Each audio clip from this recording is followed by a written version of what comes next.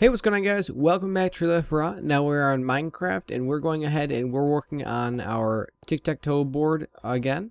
So as you guys can see, I have the full board filled in, as you guys should as well. You just had to go ahead and actually build all of these segment displayers on each portion of the Tic-Tac-Toe board. You'll see I also have made a little extra. Not to worry, it's fairly easy to do and just a little bit of building. That's why it took so long to get this out, because I had to work on designing it and then actually building it, because it does take a while building it. Basically, I just built a control room right here. This is for the left half, which will be the X half. The easiest way to do it is have an X half and an O half. So the person that wants to be X's will be on this side. The person who wants to be O's will be on this side. Or you can go ahead and flip-flop. Basically, we're going to build out a room that's identical to this one, right next to this one. So basically, like, you'll break a hole in the wall and you can see each other. So it's just a very simple room. I just built it so you can actually see the board and everything, and you, on the side of it, you need to have it big enough so you can see a small diagram of exactly what the board is. So as you can see, there are 9 sections on the board there, as are 9 white spots with the outside wool of yellow. I use yellow, just a preference, because I thought it looked nice. And then in each of these sections, I have buttons. Now, as you can see, there's only one button in each of the section, because, as I said, this side will be X's or O's or whatever you choose it to be. So with X's, all I have to do is I just have to press a button, say the middle bottom, and it'll load, and it actually makes the X. If you press it again, it'll go ahead and actually deactivate it. So say you want to go for an X, but then you change your mind, you can quickly switch it back. So I have a few of these set up currently. We'll just flick a few of those on. There you go. Those all load up and everything. Say we want to get rid of that one because we made a mistake. Then we have it like that.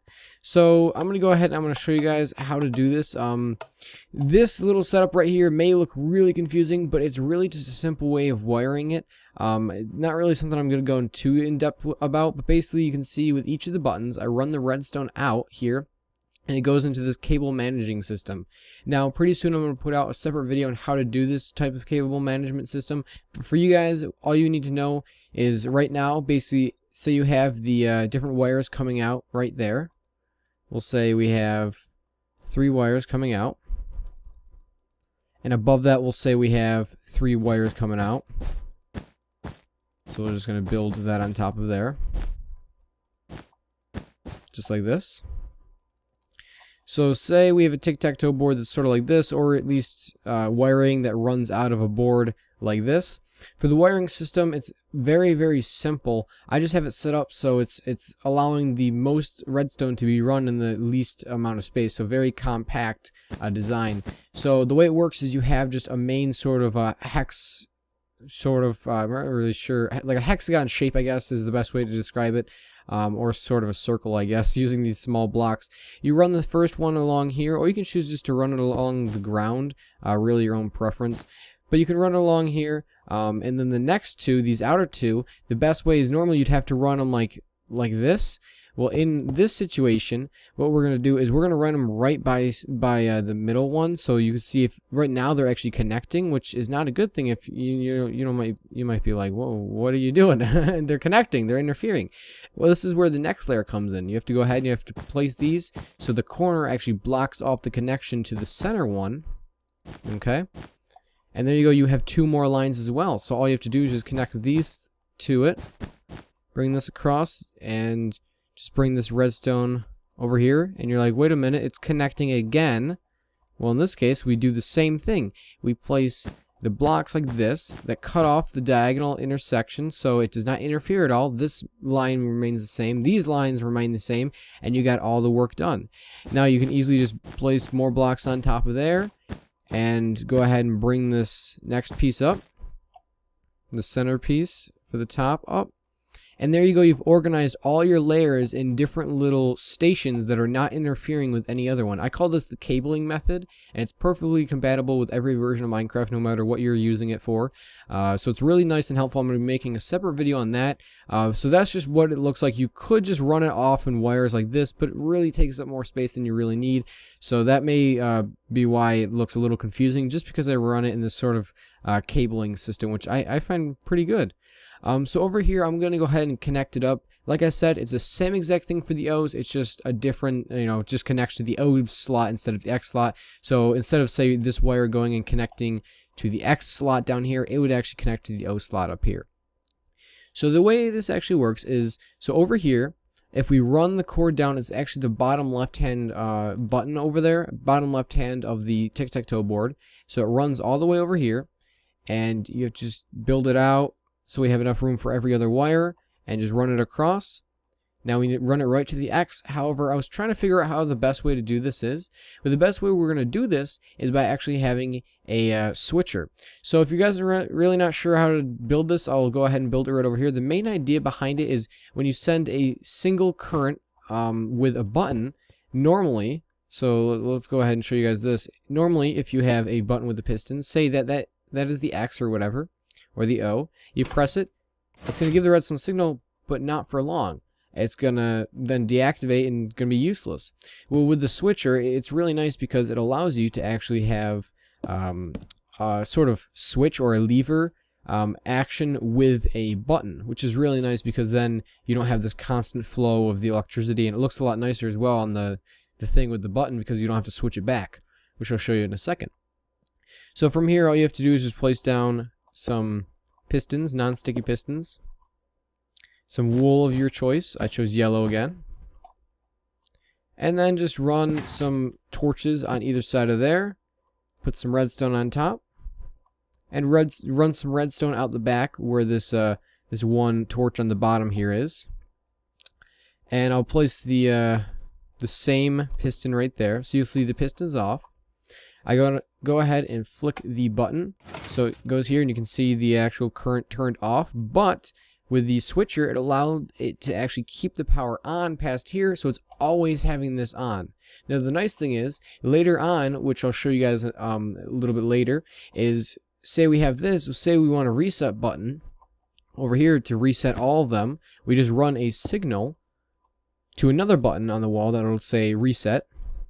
And the nice part about this, when we press the button, it's going to deactivate. If that button runs to every single one of these switchers that we have over there, it's going to actually send another signal as if we press this button, and it's going to deactivate all of them. So it's just another method. Instead of going ahead and actually having to click each of the buttons to turn off what choice we had for the other thing, it's going to go ahead and just turn them all off for us in one simple little motion.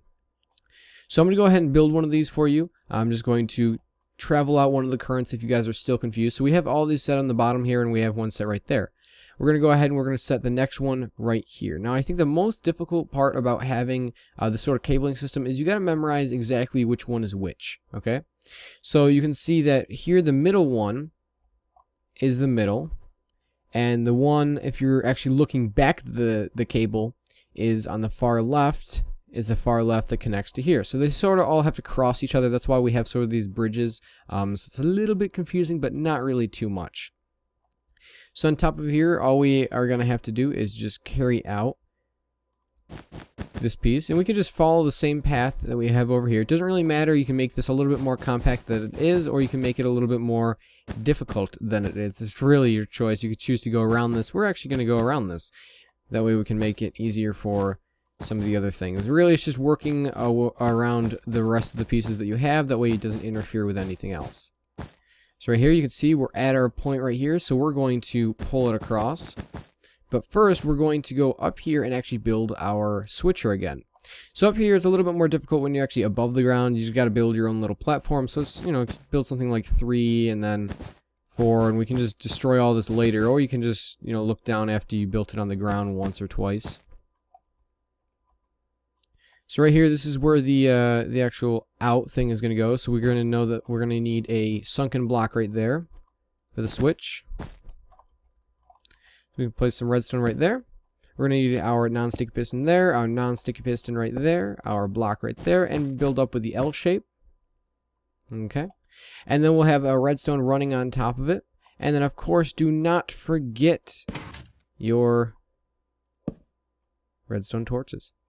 From here, we can go ahead and we can go right ahead and actually pull this out. But then we got to make sure it connects, so we can just build a little staircase, whatever, right up to it. Perfect. Then from here, just make sure you have enough repeaters to make the signal solid. You can count them out, but I'm just, going with what it looks like right now. This one right there to make sure that it doesn't. Maybe I'll set that to day for you guys. Place one more right here. One more right there. And then we can connect it right up, and we're going to place... we're going to place one more repeater right there just to make sure that we have a long enough current that actually reaches outside. So this is the middle one. So if we go over here, back to the board, which again will be the same thing for the O. Flick the middle, and it should, if we have everything wired up correctly, yep, and it creates the X. If we press it again, it should turn completely off. Bam, done. Now, like I said, the main problem is remembering which one is which, because you don't want to have like matched buttons over there that are not coordinated well with the actual lines leading into the displayers.